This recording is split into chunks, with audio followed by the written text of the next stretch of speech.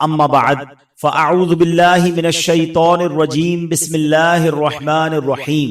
پڑھیے الصلاۃ والسلام علیک یا رسول اللہ وعلی آلک واصحابک یا حبیب اللہ. الصلاۃ والسلام علیک یا نبی اللہ وعلی آلک واصحابک یا نور اللہ. پیارے پیارے اسلامی بھائیوں اور مدنی چینل کے ناظرین، درود پاک پڑھنے کے بے شمار فضائل و برکات ہیں. مصطفیٰ جان رحمت شمع بزم ہدایت صلی اللہ تعالی علیہ وسلم کے بہت سارے فرامین، بہت ساری احادیث فضائل درود میں ملتی ہیں. ایک بڑا خوبصورت واقعہ ہے جو دور مصطفیٰ صلی اللہ تعالی علیہ وسلم میں پیش آیا. ماجرا کچھ یوں تھا کہ میرے آقا مدینے والے مصطفیٰ صلی اللہ تعالی علیہ وسلم اپنے صحابہ کے ساتھ کسی سفر پر جا رہے تھے. راستے میں یہ اعلان کیا گیا کہ قافلے کو پڑاؤ دیا جائے، بریک لیا گیا. صحابہ کرام علیہ رضوان نے اپنے کھانے کے لیے اس زمانے میں جو ٹفن باکس ہوتے ہوں گے، توشہ دان تھے، وہ کھولے.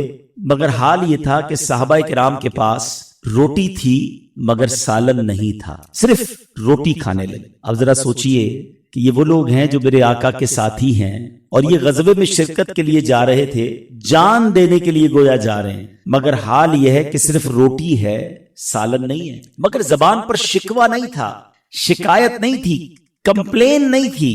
آج ہمارے اس اجتماع میں بھی ہو سکتا ہے کچھ اسلامی بھائی آئے ہوں، رات سے بھی کچھ اسلامی بھائی آ گئے ہیں، آرام نہیں ہوا ہوگا، کھانا پراپر نہیں ملا ہوگا، تو بعض اوقات شکوہ ہوتا ہے کہ یار انتظام ٹھیک نہیں ہے، یا ہمارے گھر کے اندر کسی دن اپنی پسند کا کھانا نہ بنے، یا کاروبار میں کسی قسم کی کمی آ جائے تو ہماری زبان پر شکوہ آتا ہے. مگر یہ کیسے صحابہ تھے کہ نبی پاک کے ساتھی ہیں، کھانے کے لیے روٹی ہے سالن نہیں، مگر زبان پر شکوہ نہیں. زبان پر شکوائے رنجو علم لایا نہیں کرتے، زبان پر شکوائے رنجو علم لایا نہیں کرتے، نبی کے نام لیوا غم سے گھبرایا نہیں.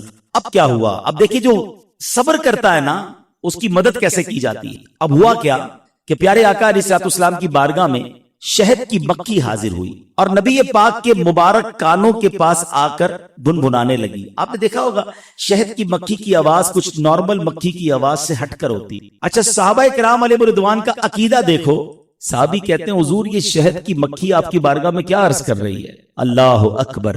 یعنی صحابہ جانتے تھے کہ میرے آقا سب کی بولیاں جانتے ہیں، جو ہو چکا ہے جو ہوگا حضور جانتے. تو نبی پاک علیہ السلام نے فرمایا یہ شہد کی مکھی مجھے عرض کر رہی ہے کہ حضور آپ کے صحابہ ہمارے علاقے میں آئے ہیں، روٹی ہے اور کھانے کے لیے ان کے پاس سالن نہیں. ہم شہد کی مکھیوں میں یہ بے چینی پائی جا رہی ہے. حضور قریب ہی ہم نے ایک شہد کا چھتا بنایا ہوا ہے، ہم تو اٹھا کر نہیں لا سکتی، آپ کسی صحابی کو ہمارے ساتھ بھیجیں، وہ شہد لے آئیں تاکہ آپ کے صحابہ روٹی کے ساتھ شہد کھانے لیں. پیارے آقا علیہ السلام نے مولا علی شیر خدا کرم اللہ تعالی وجہ الکریم سے ارشاد فرمایا کہ اے علی جاؤ اور جا کر شہد کا چھتا لے آؤ. مولا علی جاتے ہیں اور شہد کا چھتا وہ لے کر آتے ہیں. اب وہ صحابہ جو تھوڑی دیر پہلے صرف روٹی کھا رہے ہیں، اب اس روٹی کے ساتھ صاف شفاف میٹھا لذیذ شہد کھانے لگے. وہی مکھی یا کوئی اور مکھی پھر بنبنانے لگی. صحابی نے عرض کی حضور اب کیا کہہ رہی ہے؟ آقا علیہ السلام نے فرمایا میں نے اس سے سوال کیا ہے، یہ اس کا جواب دے رہی ہے. سبحان اللہ. ایک تو نبی پاک اس مکھی کی بولی سمجھ بھی رہے ہیں اور میرے آقا گفتگو بھی فرما رہے ہیں. آقا علیہ السلام نے سوال کیا یہ تو بتاؤ شہد بناتی کیسے ہو؟ یہ حدیث پاک کا اس واقعے کا میں خلاصہ عرض کر رہا ہوں. وہ مکھی کہتی حضور ہم جو ہے وہ مختلف باغات میں جاتے ہیں، پھولوں کا رس چوستی ہیں اور ہمارا ایک پورا گروپ ہوتا ہے، پورا ایک قافلہ ہوتا ہے، اور جب وہ رس چوس کر ہم شہد بناتی ہیں. نبی پاک علیہ السلام نے بڑا کمال کا سوال فرمایا. اچھا آپ کو بھی یہ ایکسپیرینس ہوا ہوگا کہ کبھی کبھی گلاب کی پتی ہم کھائیں تو وہ تو کھائی جاتی ہے، مگر چنبیلی اور باقی پھول تو بڑے کڑوے ہوتے ہیں. آقا نے فرمایا کہ پھولوں کا رس تو کڑوا بھی ہوتا ہے، کسیلا بھی ہوتا ہے، پھیکا بھی ہوتا ہے، یہ سب مل ملا کر شہد جیسا میٹھا کیسے ہو جاتا ہے؟ شہد کی مکھی عرض کرتی حضور بات یہ ہے کہ جب ہم پھولوں کا رس چوس لیتی ہے نا، جب واپس چھتے کی طرف ٹریول کر رہی ہوتی ہیں، واپس آ رہے ہوتے ہیں، تو ہمارا ایک سردار ہوتا ہے، اس پورے قافلے کا ایک لیڈر ہوتا ہے، اور جو یہاں پر کسان موجود ہوں گے، کھیتی باڑی کرنے والے، یا جن کا شہد کے حوالے سے کچھ معلومات ہے، تو آج سائنس بھی بتاتی ہے کہ یہ پورا جو چھتا ہے اس کا پورا فلسفہ کوئن بی، ملکہ مکھی کے گرد گھومتا ہے. وہ ایک بلکہ مکھی ہوتی ہے جس کے آرڈر پر وہ ساری مکھیاں چلتی ہیں. آج سائنس نے پہچانا ہے اس مکھی نے 1450 سال پہلے عرض کیا تھا حضور ہمارا ایک قافلے کا امیر ہوتا ہے, جب ہم واپس آتے ہیں یا رسول اللہ وہ آپ پر درود پڑھنا شروع کر دیتا, اور حضور اس کی دیکھا دیکھی جتنی مکھیاں ہیں سب آپ پر درود بھیجتی ہیں. یا رسول اللہ یہ کوئی اور کمال نہیں ہے, یہ آپ پر درود کی برکت ہے کہ پھولوں کا کڑوا پھیکا رس جو ہے وہ شہد جیسا میٹھا ہو جاتا. شہد میں شفا بھی ہے نا, سارے حکیم کہتے ہیں کیوں نہ شفا ہو جو بنتا ہی نبی پاک کے درود کی برکت سے ہو تو اس میں کیوں نہ برکت ہو. اب علماء کرام نے یہ واقعہ نقل کرنے کے بعد بڑی پیاری بات ارشاد فرمائی, کیا خوبصورت مدنی پھول ہمیں عطا فرمائے. علماء کہتے ہیں جب درود پاک کی برکت سے پھولوں کا کڑوا پھیکا رس شہد جیسا میٹھا ہو سکتا ہے تو اگر کسی مسلمان کی زندگی میں گناہوں کی کڑواہٹ ہو, بدعمالیوں کی پھیکاوٹ ہو, اگر وہ چاہتا ہے کہ زندگی نیکیوں کی مٹھاس سے تر بتر ہو جائے تو اپنی زندگی میں درود پاک کو شامل کر لے, وہ درود پاک کی کثرت کرنا شروع کرے, اللہ اس کی زندگی کو بھی شہد جیسا میٹھا کر دے گا. تو اے میرے پیارے اسلامی بھائیوں جو آج رکھنی کے سنت و برے اجتماع میں آئے ہیں, آج یہ نیت کر کے جائیں کہ انشاءاللہ عز و جل ہم روزانہ کثرت کے ساتھ درود پاک پڑھیں گے. اللہ سلامت رکھے میرے پیرو مرشد کو, دعوت اسلامی والوں کو.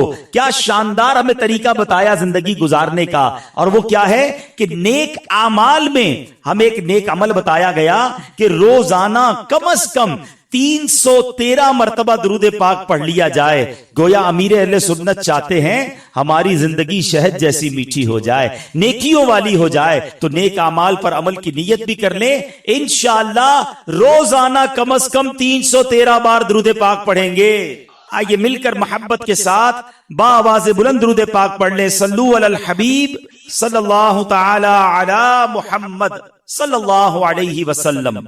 پیارے اسلامی بھائیوں اور مدنی چینل کے ناظرین, آج جس موضوع پر سنت و بھرے بیان میں میں نے آپ سے کچھ باتیں عرض کرنی ہے, آج ایک ایسی حقیقت پر بات کریں گے کہ جو دنیا کا ہر مذہب مانتا, دنیا کی ہر قوم جانتی ہے, مرد ہو یا عورت, بوڑھا ہو یا جوان, پڑھا لکھا ہو یا جاہل, پاکستانی ہو یا افریقی, امریکی ہو یا یورپی, کسی بھی رنگ و نسل سے تعلق رکھتا ہو, کسی بھی مذہب سے تعلق رکھتا ہو, دنیا میں یہ ایک ایسی حقیقت ہے جس کو کوئی نہیں ٹھکراتا. ہر بندہ عقل والا ہے وہ مانتا ہے, اور وہ حقیقت کیا ہے؟ وہ حقیقت ہے موت, وہ حقیقت ہے ڈیتھ. ہم سب نے مرنا ہے, یہ سب جانتے. کوئی مذہب کوئی انسان یہ نہیں کہتا کہ نہیں ذرا مرنا نہیں ہے, سب کو پتا ہے کہ جو دنیا میں آیا ہے اس نے مرنا ہے. لیکن عجب بات یہ ہے کہ اس پر بات بہت تھوڑی کی, اس کا ذکر بہت تھوڑا کیا جاتا. ہم زندگی کے بارے میں تو بہت بات کرتے ہیں, بچپن میں کیا کیا, بڑھاپے میں کیا کریں گے, جوانی کیسے گزارنی ہے, بہت ساری پلاننگز پر ڈسکس ہوتی ہیں. مثال دیتا ہوں, کسی کو 10 15 20 دن کے لیے کہیں جانا ہو, اس کے لیے بڑی باتیں ہوتی ہیں. سامان کون سا ہوگا, لے کر کیا جانا ہے, کرنسی کون سی لے جانی ہے, بیرون ملک جانا ہو تو ویزا کی تیاری مہینوں پہلے سے شروع ہوتی ہے. یاد رکھیں دنیا کا سفر اس کی ڈیٹ ہم ڈیسائیڈ کرتے ہیں, کب جانا ہے, کتنے دن کے لیے جانا ہے ہم طے کرتے ہیں, اور پھر اس کی تیاری کا وقت بھی ہمیں پتا ہوتا ہے. مگر جس سفر کی میں بات کر رہا ہوں اس کی ڈیٹ طے تو ہے مگر پتا نہیں ہے. ہاں وقت طے ہے, ہمیں معلوم نہیں ہے, لیکن اس کی تیاری کے لیے کوئی تیار بھی نہیں ہے, اس کے لیے بات کرنے کے لیے کوئی تیار نہیں ہے. کبھی ایسا ہوتا ہے ہم دوستوں میں بیٹھے ہیں اور بیٹھ کر یہ بات کریں کہ یار مرنا بھی ہے, اس کی کیا تیاری کرنی ہے, قبر میں کیا ہوگا, آخرت میں کیا ہوگا, اس کے لیے میں نے کیا سامان تیار کیا ہے. زیادہ موت پر بات کرو تو لوگ کہتے ہیں یار آپ موت کی بات نہ کیا کریں. حالانکہ موت ایک ایسی حقیقت ہے جو آنی ہے. عربی میں ایک شاعر لکھتے ہیں, الموت باب کل نفس داخلوہا, موت ایک ایسا دروازہ ہے جس سے ہر ذی روح کو گزرنا ہے. الموت قدح کل نفس شاربوہا, موت ایک ایسا جام ہے جو سب نے پینا ہے, کوئی ایسا نہیں جس نے مرنا نہیں ہے. جو دنیا میں آیا ہے اس نے مرنا ہے. لیکن عجب بات یہ ہے کہ اس کی تیاری یا اس پر گفتگو کرنے کے لیے کوئی تیار نہیں. اے پیارے اسلامی بھائیوں, یہ زندگی تو تھوڑی ہے نا, وہ زندگی بڑی ہے. اس دنیا میں کم رہنا ہے, اس دنیا میں زیادہ رہنا, تو پھر کیوں نہ ادھر کی بات کریں. آج انشاءاللہ ہم اپنی قبر, آخرت اور موت کی تیاری کے بارے میں کچھ سنیں گے. یاد رہے کہ وقت بھی مقرر ہے اور مقام بھی مقرر ہے. کبھی کبھی آپ کے ساتھ ایسا ہوتا ہوگا, ہم سب کے ساتھ ہوتا ہے کہ ہم کہیں سفر پہ ہوتے ہیں, راستے میں ہوتے ہیں, گھر سے نکلتے ہیں, اچانک کوئی ایکسیڈنٹ ہوتے ہوتے رہ جاتا ہے ہمارا ہی ہے, بالکل قریب سے گاڑی گزرتی ہے یا ہم روڈ پار کر رہے ہوتے بچ جاتے ہیں, گرتے گرتے بچ جاتے ہیں اور ہم کہتے ہیں یار آج میں بچ گیا. دراصل ہم بچے نہیں, ہمارا وقت آیا نہیں. جس دن وقت آیا نا اس دن نہیں بچیں گے. اس دن جگہ بھی وہی ہوگی جو لکھی ہوئی ہے اور وقت بھی وہی ہوگا جو لکھا ہوا ہے. ایک بار حضرت سلیمان علیہ السلام کی بارگاہ میں ملک الموت حاضر ہوئے اور آپ کے ساتھ ایک ساتھی بھی آپ کا بیٹھا ہوا تھا. تو وہ ساتھی جو تھا اس کو حضرت ملک الموت جو ہیں وہ کافی گھور کر دیکھ رہے تھے. تو ملک الموت تو چلے گئے, تو آپ نے اپنے ساتھی سے کہا تم جانتے ہو یہ کون تھے؟ حضور کون تھے؟ کہا یہ ملک الموت تھے. کہا لگتا ہے میری روح قبض کرنے آ گئے حضرت. آپ ایسا کریں, آپ کی تو ہواؤں پر حکومت ہے, آپ ہوا کو حکم دیں کہ فوراً مجھے یہاں سے ہندوستان بھیج دیں. آپ نے ہاتھ اٹھائے اور دعا فرمائی, ہوا نے اس شخص کو سفر کروا کے ہندوستان بھیج دی. کچھ دنوں کے بعد ملک الموت پھر حاضر ہوئے. حضرت سلیمان نے پوچھا کہ یہ تو بتاؤ کہ تم جو ہے میرے ساتھی کو کیوں گھور رہے تھے؟ تو کہا حضور میں حیران تھا کہ میرے پاس یہ لکھا ہوا تھا کہ کچھ دیر بعد اس بندے کی روح میں نے ہند سے قبض کرنی, اور یہ آپ کے پاس بیٹھا ہوا ہے. اللہ اکبر. تو آپ نے فرمایا میں نے ہی تو دعا کی اور یہ ہند پہنچا, اور پھر اگلے لمحے انہوں نے ہند سے اس کی روح قبض کر. تو اس کا مطلب یہ ہوا کہ وقت بھی لکھا ہوا ہے اور مقام بھی طے ہے. یہ آگے پیچھے نہیں ہو سکتا, ہمیں نہیں پتا ہے. ہو سکتا ہے آج ہم میں سے کسی کی موت ہو جائے. اس بات کو تو آپ مانتے ہیں نا کہ ہم میں سے کوئی آج بھی دنیا سے جا سکتا ہے. کوئی ہے جس کے پاس یہ گارنٹی ہو کہ گھر تک خیر سے پہنچوں گا؟ کسی کو نہیں پتا. آگاہ اپنی موت سے کوئی بشر نہیں. سامان 100 برس کا ہے, پل کی خبر. لیکن کمال یہ ہے کہ پل کی خبر نہیں ہے مگر کل کی پلاننگ ہے, برسوں کی پلاننگ ہے, مرنے کی پلاننگ. حالانکہ جس قبر میں اور آپ جائیں گے وہاں کیا کچھ ہوگا, ایک واقعہ آپ کو سناتا ہوں. بڑا رکت انگیز واقعہ ہے اور اس واقعے سے ہمیں بہت سارے عبرت کے مدنی پھول سیکھنے کو ملیں گے. جلیل القدر تابعی سیدنا حسن بصری رحمت اللہ تعالی علیہ ایک بار اپنے گھر کے دروازے پر تشریف فرما تھے. وہاں سے ایک جنازہ گزرا, آپ بھی اٹھے اور جنازے کے پیچھے چل دیے. جنازے کے نیچے ایک چھوٹی بچی زارو کتار دوڑتی ہوئی اس جنازے کے ساتھ ساتھ جا رہی تھی اور کہہ رہی تھی اے بابا جان آج مجھ پر وہ وقت آیا ہے کہ پہلے کبھی نہ آیا. حضرت سیدنا حسن بصری رحمت اللہ تعالی علیہ نے جب یہ درد بھری آواز سنی تو آنکھیں اشکبار اور دل بے قرار ہو گیا. دستے شفقت اس یتیم بچی کے سر پر پھیرتے ہوئے آپ نے فرمایا بیٹی تم پر نہیں, تمہارے مرحوم بابا جان پر وہ وقت آیا ہے جو آج سے پہلے ان پر کبھی نہ آیا تھا. دوسرے دن آپ نے دیکھا کہ وہی چھوٹی بچی آنسو بہاتی ہوئی قبرستان کی طرف جا رہی ہے. باپ سے بڑی محبت تھی, اس سے رہا نہیں جا رہا تھا, وہ قبرستان جا رہی ہے. سیدنا حسن بصری رحمت اللہ تعالی علیہ بھی حصول عبرت کے لیے اس بچی کے پیچھے پیچھے قبرستان کی طرف چل دی. جب قبرستان پہنچ کر وہ چھوٹی بچی اپنے والد مرحوم کی قبر سے لپٹ گئی, حضرت سیدنا حسن بصری جھاڑیوں کے پیچھے بیٹھ گئے, چھپ گئے کہ دیکھوں یہ بچی کیا کہتی ہے. وہ چھوٹی بچی اپنے رخسار اپنے بابا جان کی قبر کی مٹی سے لگا کر کہتی ہے اے بابا جان آپ نے اندھیرے میں چراغ اور غم خار کے بغیر قبر کی پہلی رات کیسے گزاری؟ اے بابا جان کل رات تو میں نے گھر میں آپ کے لیے چراغ جلایا تھا, آج رات قبر میں چراغ کس نے روشن کیا ہوگا؟ اے بابا جان کل رات گھر کے اندر میں نے آپ کے لیے بچھونا بچھایا تھا, آج رات قبر میں بچھونا کس نے بچھایا ہوگا؟ اے بابا جان کل رات گھر کے اندر میں نے آپ کے ہاتھ پاؤں دبائے تھے, آج رات قبر میں آپ کے ہاتھ پاؤں کس نے دبائے؟ اے بابا جان کل رات گھر کے اندر میں نے آپ کو پانی پلایا تھا, آج رات قبر میں آپ کو کس نے پانی پلایا؟ اے بابا جان کل میں نے آپ کے جسم پر چادر اڑائی تھی, آج رات آپ کو قبر میں کس نے چادر اڑائی؟ اے بابا جان کل تو آپ کو جب بھوک لگی تھی تو میں نے آپ کو کھانا پیش کیا تھا, آج رات قبر میں جب آپ کو بھوک لگی تو کس نے کھانا دیا ہوگا؟ سیدنا حسن بصری غم کی ماری اور اس دکھیاری بچی کی یہ باتیں سن کر رو پڑے, قریب آئے اور کہا ہے بیٹی اس طرح نہیں بلکہ یوں کہو اے بابا جان دفن کے وقت آپ کا چہرہ قبلہ رخ کیا گیا تھا, کیا اب بھی آپ کا چہرہ اس حالت پر ہے یا آپ کا چہرہ پھیر دیا گیا ہے؟ اے بابا جان آپ کو صاف ستھرا کفن پہنایا گیا تھا, اے عاشقان رسول ذرا اپنا سر جھکا کر آنکھیں بند کر کے اپنے بارے میں سوچو. جب ہم قبر میں جائیں گے تو ہمیں بھی ہمارے دوست قبر میں ایک چہرہ تو قبلہ رو کر دیں گے نا. کفن تو صاف ستھرا پہنائیں گے مگر اس کے بعد کیا ہو سکتا ہے؟ سیدنا حسن بصری کہتے ہیں اپنے والد سے یہ پوچھو کہ بابا جان کل تو آپ کو صاف ستھرا کفن پہنا کر دفنایا گیا تھا، کیا اب بھی وہ صاف ستھرا ہے؟ اے بابا جان آپ کو قبر میں صحیح اور سالم بدن کے ساتھ رکھا گیا تھا، کیا اب بھی جسم سلامت ہے یا اسے کیڑوں نے کھا لیا ہے؟ اے بابا جان علماء فرماتے ہیں قبر کی پہلی رات بندے سے ایمان کے بارے میں سوال کیا جائے گا تو کوئی جواب دے گا، کوئی مایوس رہے گا آپ نے اس سوال کا درست جواب دیا یا آپ ناکام رہے ہیں. اے بابا جان سنا ہے علماء سے بعض مردوں پر قبر کشادگی کرتی ہے، بعض پر تنگی کرتی ہے. آپ بتائیے آپ پر قبر نے تنگی کی یا کشادگی کی؟ اے بابا جان علماء فرماتے ہیں کہ کسی میت کے کفن کو جنتی کفن سے اور کسی کے کفن کو جہنم کی آگ کے کفن سے بدل دیا جاتا ہے. تو آپ کے کفن کو آگ سے بدلا گیا یا جنتی کفن سے؟ اے بابا جان کل جب میں آپ کو پکارتی تھی تو آپ مجھے جواب دیتے تھے، آج میں کتنی بدنصیب ہوں کہ قبر کے سرانے کھڑی ہو کر پکار رہی ہوں مگر مجھے آپ کے جواب کی آواز سنائی نہیں دیتی. اے بابا جان آپ تو مجھ سے ایسے جدا ہوئے کہ قیامت تک دوبارہ نہیں مل سکتے.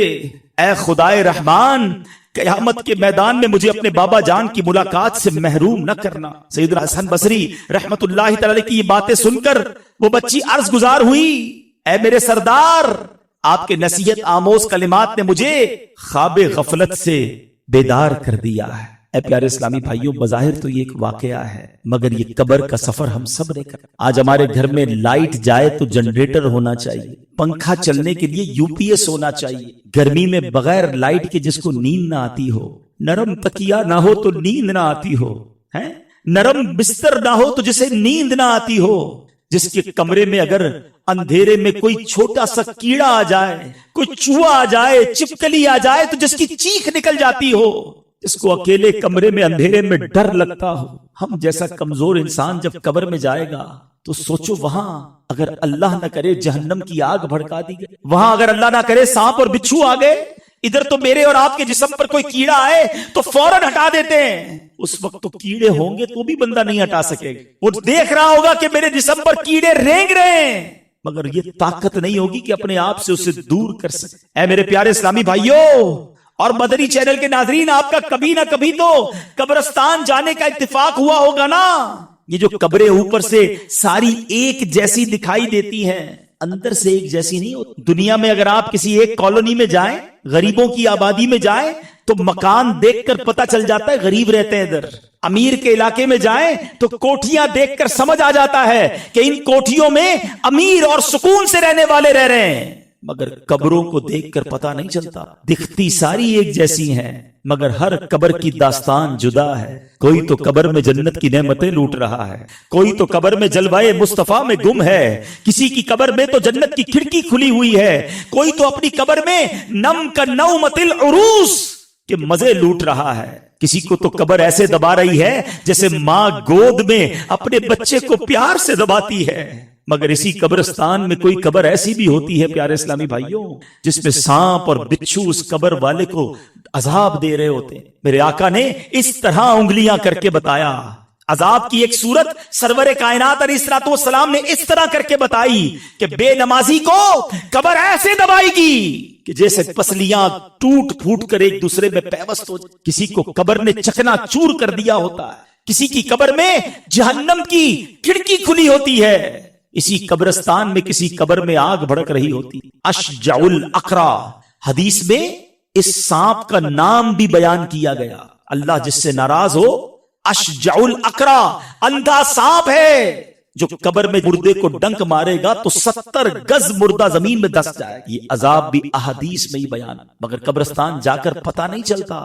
مگر ان قبروں کے اندر یہ سب کچھ ہو رہا ہوتا. ذرا سوچئے جو رمضان کے روزے جان بوجھ کر برباد کرنے والا تھا، رمضان کی راتوں میں گلیوں کے اندر کرکٹ وغیرہ کھیل کے ذریعے مسلمانوں کی عبادتوں یہ نیند میں خلل ڈال کر تکلیف پہنچانے اور دل آزاری اس کا سبب بننے والا تھا. جو روزہ رمضان کا فرض ہونے کے باوجود ادا نہ کرتا, زکات فرض ہونے کے باوجود ادائیگی میں بخل کرتا, حرام روزی کمانے والا تھا, سود اور رشوت کا لین دین کرنے والا تھا, لوگوں کے قرضے دبا دینے والا تھا, شراب پینے والا تھا, جوا کھیلنے والا تھا, شراب اور جوئے کے اڈے چلانے والا تھا, مسلمانوں کی بلا اجازت شرعی دل آزاریاں کرنے والا تھا, مسلمانوں کو ڈرا دھمکا کر بھتہ وصول کرنے والا تھا, تاوان کی خاطر مسلمانوں کو اغوا کرنے والا تھا, چوری کرنے والا تھا, ڈاکہ ڈالنے والا تھا, امانت میں خیانت کرنے والا تھا, زمینوں پر ناجائز قبضے کرنے والا تھا, بے بس کسانوں کا خون چوسنے والا تھا, اقتدار کے نشے میں ہو کر لوگوں پر ظلم کرنے والا تھا. وہ سوچے کہ جب وہ قبر میں جائے گا تو پھر اس کا کیا حال ہوگا, وہ کیسے اللہ کی بارگاہ میں جواب دے سکے گا, عذاب قبر سے وہ کیسے چھٹکارا پا سکے گا. ذرا سوچئے میرے بھی پیارے اسلامی بھائیوں, سیدی اعلی حضرت امام اہل سنت قبر کی اسی رات کے بارے میں ہمیں سمجھا رہے ہیں. ارے یہ بھیڑیوں کا بن ہے, شام آ گئی سر پر, کہاں سویا ہے مسافر, ہائے کتنا لا ابالی ہے, اندھیرا گھر اندھیرا گھر اکیلی جان, دم گھٹتا دل اکتاتا, خدا کو یاد کر پیارے وہ ساتھ آنے والی ہے, خدا کو یاد کر پیارے وہ ساتھ آنے والی ہے. زمین تپتی کٹیلی راہ بھاری بوجھ گھائل پاؤں, مصیبت جھیلنے والے تیرا اللہ والی ہے, نہ چونکا دن ہے ڈھلنے پر تیری منزل ہوئی کھوٹی. ارے او جانے والے نیند یہ کب کی نکالی ہے, بے وفا دنیا پہ مت کر اعتبار, تو اچانک موت کا ہوگا شکار, موت آ کر ہی رہے گی یاد رکھ, جان جا کر ہی رہے گی یاد رکھ, گر جہاں میں 100 برس تو جی بھی لے, قبر میں تنہا قیامت تک رہے. جب فرشتہ موت کا چھا جائے گا پھر بچا تجھ کو نہ کوئی پائے گا. موت آئے گی, پہلوان بھی چل دیے, کدھر گئے جن کے کرو فر تھے, کدھر گئے جن کے باڈی گارڈ تھے, کدھر گئے جن کے آگے پیچھے لوگ گھومتے تھے, جو کہتے تھے مجھ سے آنکھیں نہ ملایا کرو, میرے سامنے کوئی کھڑا نہیں رہ سکتا, میں چوٹی کی طرح مسل دیتا ہوں, میرے سامنے اونچی آواز میں بات نہ کرنا, تمہارا بیڑا غرق کر دوں گا, تم میرا کچھ نہیں بگاڑ سکتے. جن کے پیر زمین پہ نہیں رہتے تھے وہ آج کدھر گئے. موت آئی, پہلوان بھی چل دیے, خوبصورت نوجوان بھی چل دیے, دبدبا دنیا ہی میں رہ جائے گا, زور تیرا خاک میں مل جائے گا, تیری طاقت تیرا فن عہدہ تیرا کچھ نہ کام آئے گا, سرمایہ تیرا. بندہ کہتا ہے پیسے ہونے چاہیے, زندگی پرسکون گزرے گی, اتنے پیسہ جمع کر لوں پھر سکون سے جیوں گا, مگر جب قبر میں جائیں گے نا تو کوئی تجوری نہیں ہوگی, کفن میں کوئی جیب نہیں ہوگا, یہ سارا سرمایہ ادھر ہی رہ جائے گا. اور اگر اللہ ناراض ہوا تو میں اکیلا قبر میں کیا کروں گا. سوچو, تیری طاقت تیرا فن عہدہ تیرا. اے عہدوں کے پیچھے بھاگنے والوں, کوئی سیٹ مل جائے, کوئی عہدہ مل جائے, ایسی فائل آگے بڑھاؤں کہ چیئرمین بن جاؤں, کسی سوسائٹی کا صدر بن جاؤں, کسی طرح کوئی سیٹ مل جائے. کتنے دن اس کرسی کے مزے کرو گے. تیری طاقت تیرا فن عہدہ تیرا, کچھ نہ کام آئے گا سرمایہ تیرا. قبر روزانہ یہ کرتی ہے پکار, سنو قبر روز کیا پکار رہی ہے, قبر روزانہ یہ کرتی ہے پکار. مجھ میں ہے کیڑے مکوڑے بے شمار, یاد رکھ میں ہوں اندھیری کوٹھڑی, تجھ کو ہوگی مجھ میں سن وحشت بڑی, میرے اندر تو اکیلا آئے گا. آج بندہ کہتا ہے میں اکیلا کہیں نہیں جاتا, سب جگہ دوست چاہیے, گھومنے پھرنے کے لیے دوست چاہیے, جدھر جاتا ہوں میرے سنگی, میرے بیلی, میرے دوست ساتھ ہوتے ہیں. قبر میں کوئی ساتھ نہیں آئے گا. ہاں کاندھوں پر اٹھائیں گے, قبر پہ قبرستان لے جائیں گے, جب قبر پہ لٹائیں گے نا, وہی دوست جو آج میری اور آپ کی ہوا کا انتظام کرتے ہیں, وہی بیٹے, وہی ملازم جو مجھے اور آپ کو سکون پہنچانے کی کوشش کرتے ہیں, جب قبر میں ڈال دیں گے نا تو کہیں گے ذرا صحیح مٹی ڈالو, دیکھو کوئی سوراخ باقی نہ رہ جائے, ایک روشنی کی راہ بھی نہیں باقی رکھیں گے, اور سب منو مٹی ڈال کر ہمیں اکیلے چھوڑ کر آ جائیں گے. سنو, قبر کہتی ہے میرے اندر تو اکیلا آئے گا, میرے اندر تو اکیلا آئے گا, ہاں مگر امان لیتا آئے گا. نرم بستر گھر پہ ہی رہ جائیں گے, وہ والا تکیہ چاہیے, نرم بستر چاہیے, میرا پسند کا مجھے چادر چاہیے, نرم بستر گھر پہ ہی رہ جائیں گے, تجھ کو فرش خاک پر دفنائیں گے. گپ تیری قبر میں جب جائے گا, بے عمل بے انتہا گھبرائے گا, کام مالو زر نہ کچھ آئے گا. غافل انسان یاد رکھ پچھتائے گا, جب تیرے ساتھی تجھے چھوڑ آئیں گے, قبر میں کیڑے تجھے کھا جائیں گے, قبر میں تیرا قبر پھٹ جائے گا. یاد رکھ نازک بدن پھٹ جائے گا. چھوٹا سا کیڑا کاٹ لینا, رات مچھر کاٹ لے تو نیند نہیں آتی, بستر میں کھٹمل گھس جائے تو چین نہیں آتا, ایک ڈنک مارنے کے بعد ہم کتنے دنوں تک الرجی کی دوائیں کھاتے رہتے ہیں. ذرا سوچو جب جسم پھٹے گا تیرا ایک ایک بال تک چھڑ جائے گا, خوبصورت جسم سب سڑ جائے گا, آہ ابل کر آنکھ بھی بہ جائے گی, کھال ادڑ کر قبر میں رہ جائے گی. سانپ بچھو قبر میں گر آ گئے, کیا کرے گا بے عمل گر چھا گئے. گورے نیکا, نیک لوگوں کی قبر کیسی ہوگی جن سے اللہ راضی ہوگا. گورے نیکا باغ ہوگی خلد کا, مجرموں کی قبر دوزخ کا گھڑا. پھل کھلا کر ہنس رہا ہے بے خبر, قبر میں روئے گا چیخے مار کر. کر لے توبہ, کی رحمت ہے بڑی, استغفر اللہ, کر لے توبہ, رب کی رحمت ہے بڑی. کب تک اللہ کو ناراض کریں گے, کب تک نمازیں قضا کریں گے, کب تک اللہ کی نافرمانی والے ہم کام کریں گے. ارے آج بھی مر سکتے ہیں, کون آئے گا بچانے قبر میں. آؤ اس اجتماع میں توبہ کرو, کر لے توبہ, رب کی رحمت ہے بڑی. قبر میں ورنہ سزا ہوگی کڑی. وقت آخر یا خدا تار کو خیر سے سرکار کا دیدار ہو. اے میرے پیارے اسلامی بھائیوں, قرآن مجید فرقان حمید ہماری موت کے بارے میں کیا رہنمائی فرماتا ہے. سنو, اللہ فرماتا ہے ہر جان موت کا مزہ چکھنے والی ہے, اور قیامت کے دن تمہیں تمہارے اجر پورے دیے جائیں گے.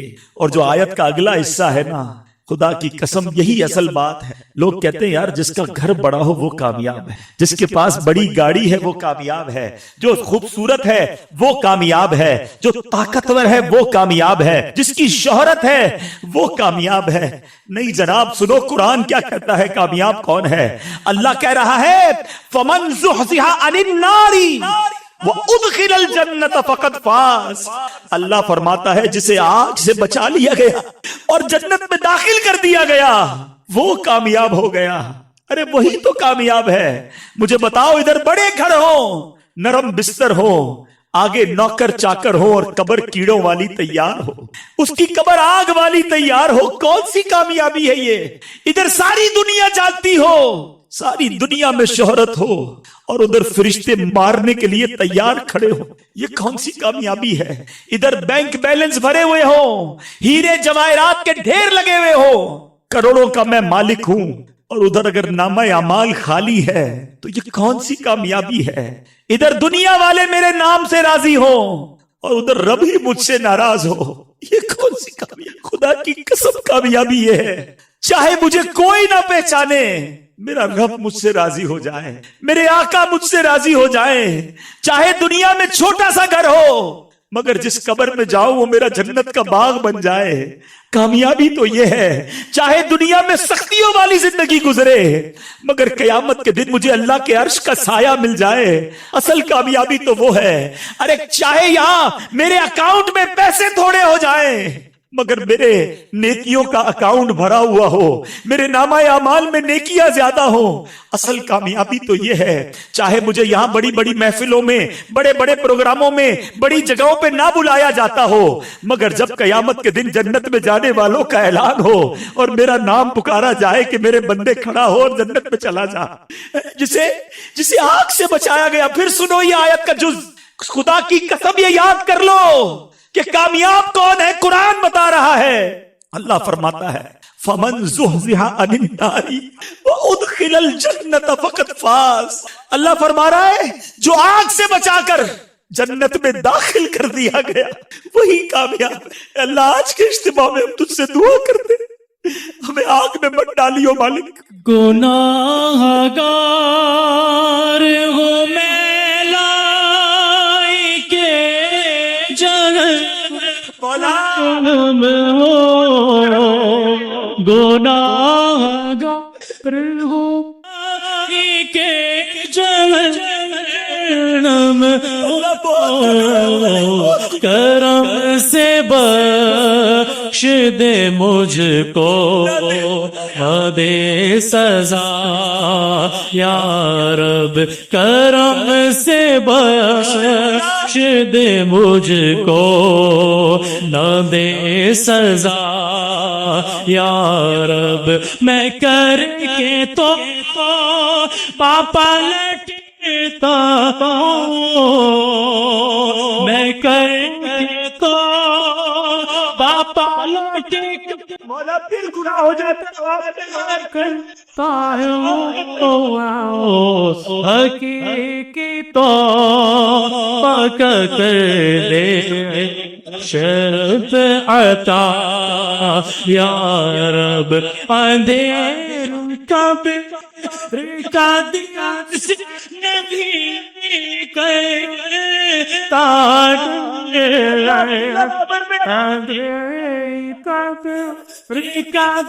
سے یہی کرتا کروں گا کیا جو تو ناراض ہو گیا یا رب، کروں گا کیا۔ اللہ قبر میں اکیلے مارے جائیں گے، پھنس جائیں گے مولا، بڑے گناہ ہیں، آج اقرار کرتے ہیں گناہگار ہیں، اور آج تجھ سے وعدہ بھی کر کے مولا بڑے گناہ کر لیے، بڑی خطائیں کر، آج آگے تیرے تیرے دربار میں، آج ہم سب کی گناہ معاف فرما دے۔ کتنے خوش نصیب ہوں گے جن کو آگ سے بچا کر جنت میں داخل کر دیا جائے گا۔ اللہ قیامت میں جن خوش نصیبوں کو تو آگ سے بچا کر، جہنم سے بچا کر جنت میں داخل کرے، ان خوش نصیبوں میں ہمارا نام بھی شامل فرما۔ اے میرے پیارے اسلامی بھائیوں، خدارا موت کی تیاری کرنی ہے، ہم نے بہت گناہ کر لیے، بہت اللہ کو ناراض کر لیا ہے۔ کب تک ناراض کرتے رہو گے؟ کب تک اللہ کی نافرمانی کرتے رہیں گے؟ کب تک نمازیں قضا کرتے رہو گے؟ کب تک حرام کماتے رہو گے؟ کب تک حرام دیکھتے رہیں گے؟ خدا را میرے پیارے اسلامی بھائیوں، مدنی چینل کے ناظرین، اگر میرا کوئی بھائی مدنی چینل کے ناظرین میں سے کوئی بھی ایسا جو نمازیں قضا کر رہا ہے، جو روزوں میں غفلت کر رہا ہے، جو اپنی زکوٰۃ پوری ادا نہیں کرتا، جو حرام روزی کماتا ہے، خدا نہ خواستہ کسی پر ظلم کر رہا ہے، کسی کا مال دبایا ہوا ہے، کسی کی زمین پر قبضہ کیا ہے، آج بدل کر جانا ہے۔ کیا پتہ یہ زندگی کا آخری موقع ہو، اللہ نے موقع دیا ہے آج توبہ کرنے کا۔ ہم نے علماء سے سنا ہے کہ جہاں 40 مومن جمع ہو جائیں وہاں اللہ کا ایک ولی ہوتا ہے۔ پتہ نہیں کتنے اولیاء کرام بیٹھے ہو، کتنے اللہ کے نیک بندے بیٹھے ہو، آج آئے ہو نا، آج اللہ سے معافی مانگ کر جانا۔ دیکھو دنیا میں نا، ہم ماں باپ سے زیادہ تو کوئی نہیں چاہتا نا، لیکن بندہ ماں باپ کو بھی زیادہ ستائے نا تو ماں باپ بھی گھر سے نکال دیتے، مگر میرا مالک ماں باپ سے بھی زیادہ چاہنے والا، وہ اس سے بھی زیادہ کریم ہے، وہ ہمارے گناہ چھپا رہا ہے۔ کتنے گناہ ہیں جو ہمیں ہی پتا ہے، لوگوں کو نہیں پتا، اس نے ہمارے عیب چھپائے ہوئے ہیں۔ سوچو اگر ہمارے عیب کھل جائے، ہمیں کوئی منہ نہ لگائے، اتنا کریم مولا، ہم اس کو ناراض کریں؟ نہیں میرے پیارے اسلامی بھائیو، آج اللہ سے سچی توبہ کر کے جانا ہے۔ وہ ایسا کریم ہے کہ اگر سچی توبہ کر لے وہ پچھلے سارے گناہ معاف فرما دیتا ہے۔ تو کریم ہی جو ٹھہرا، تو کرم کے کیا ٹھکانے، تو کریم ہی جو ٹھہرا تو کرم کے کیا ٹھکانے، تو نوازنے پہ آئے تو نواز دے زمانے. اللہ تیری اسی قریبی بارگاہ کو پکارنے جمع ہوئے. رحمت دا دریا الہی ہر دم بغداد رحمت دا دریا الہی ہر دم بغداد تیرا جے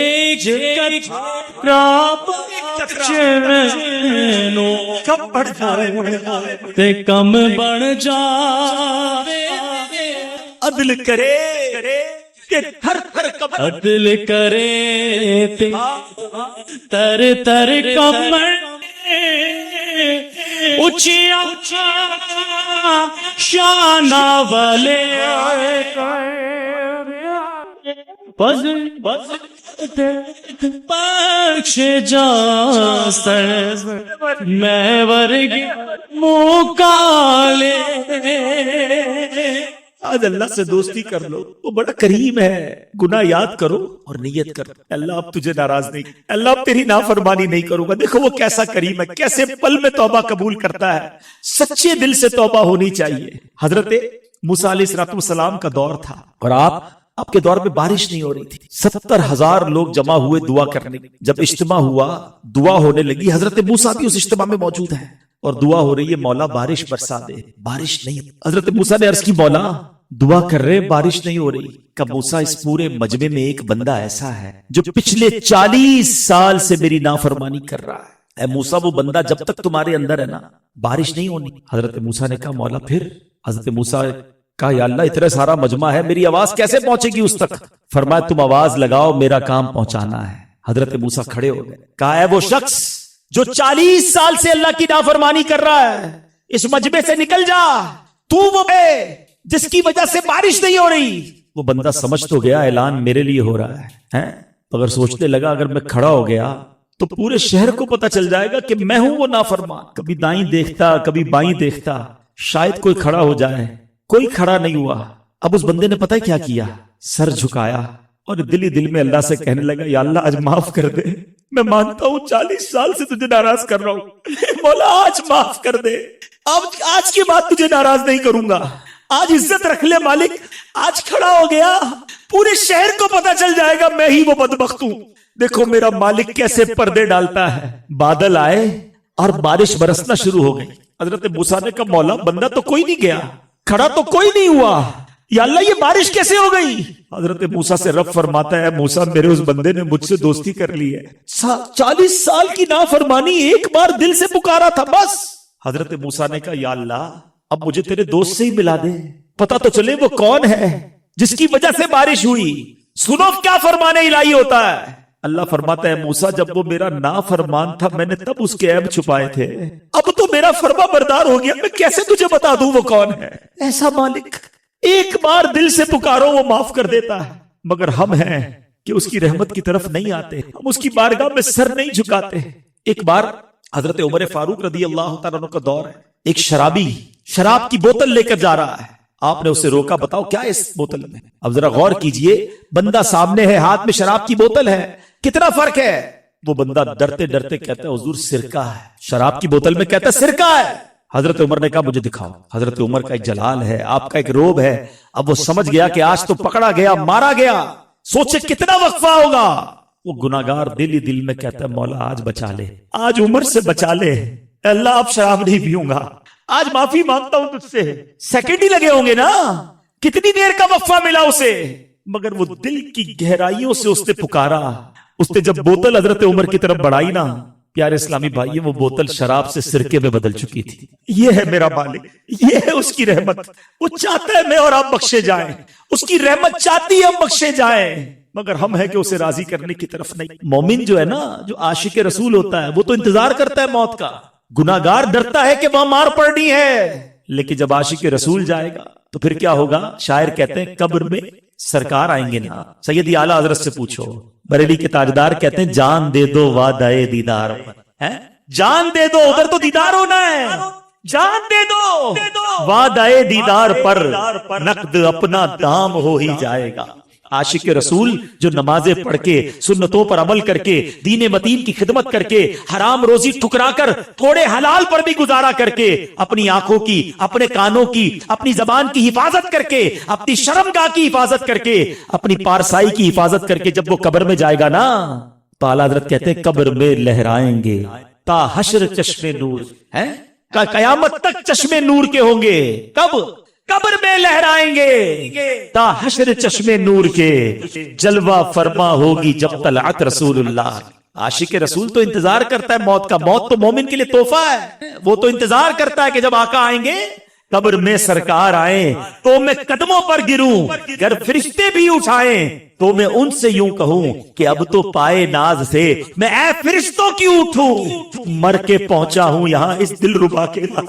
ساری زندگی جن کی سنتوں پر عمل کرتا رہا, ساری زندگی جن پر درود پڑھتا رہا, ساری زندگی جن کی نعتیں پڑھتا رہا, ساری زندگی جن کا میلاد مناتا رہا, ساری زندگی جن کی بات کو یاد کر کے زندگی گزارتا رہا, ارے اب وہ قبر میں آئے ہیں, میں قدموں سے کیسے اٹھوں گا, مر کے پہنچا ہوں یہاں اس دل ربا کے واسطے. اب آپ نے فیصلہ کرنا ہے. حدیث پاک ہے, میرے آقا فرماتے ہیں قبر یا تو جنت کے باغوں میں سے ایک باغ ہوتی ہے یا تو دوزخ کے گھڑوں میں سے. دو میں سے کوئی تیسرا آپشن نہیں ہے, یہ دو ہی قبریں ہوتی ہیں. آج طے کر لو زندگی اگر ایسی گزارنی ہے کہ قبر جنت کا باغ بن جائے تو دعوت اسلامی کا ماحول آپ کو پکار. آ جاؤ اس ماحول سے وابستہ ہو جاؤ. بدلتے کیوں نہیں ہم؟ اس کی وجہ کیا ہے؟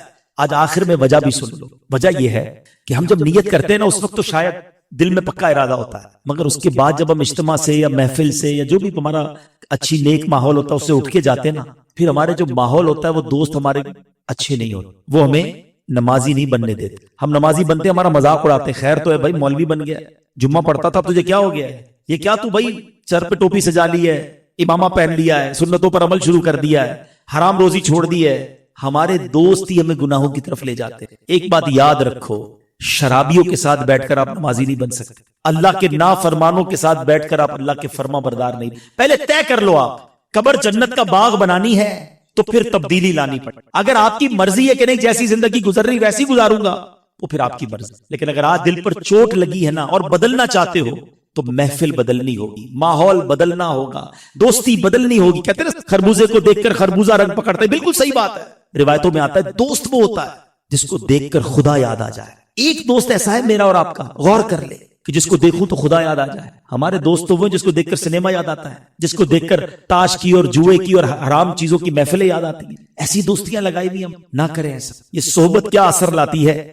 پنجابی شاعر کمال کی بات لکھتے ہیں, فرماتے ہیں برے بندے دی صحبت یاروں جویں دکان لوہاراں کپڑے پاویں کنج کنج پئیے چنگا پہن ہزاراں. کہتے ہیں جو برے دوست ہوتے ہیں نا وہ ایسے ہی ہیں جیسے لوہار کی دکان. لوہار کی دکان پہ جائیں, کپڑے کتنے ہی بچا لیں, یا تو کپڑوں پہ بدبو آ جائے گی یا اس میں کوئی نہ کوئی چنگاری جو ہے سوراخ کر دے گی. ہم کہتے نہیں یار میں تاش نہیں کھیلتا, میں جوا نہیں کھیلتا, میں شراب نہیں پیتا, میں حرام کام نہیں کرتا, دوست کرتے, میں تو صرف بیٹھا ہوتا ہوں ان کے ساتھ. اللہ کے بندو ادھر بیٹھ رہے ہو جدھر اللہ کی لعنت برس رہی, اور کہتے میں صرف بیٹھتا ہوں. یہ تمہارے جسم میں تمہارے اعمال میں چنگاریاں سوراخ کر دیں گی. اور وہی شاعر اگلا جملہ کیا کہتے ہیں, بھلے بندے دی صحبت یاروں جویں دکان تاراں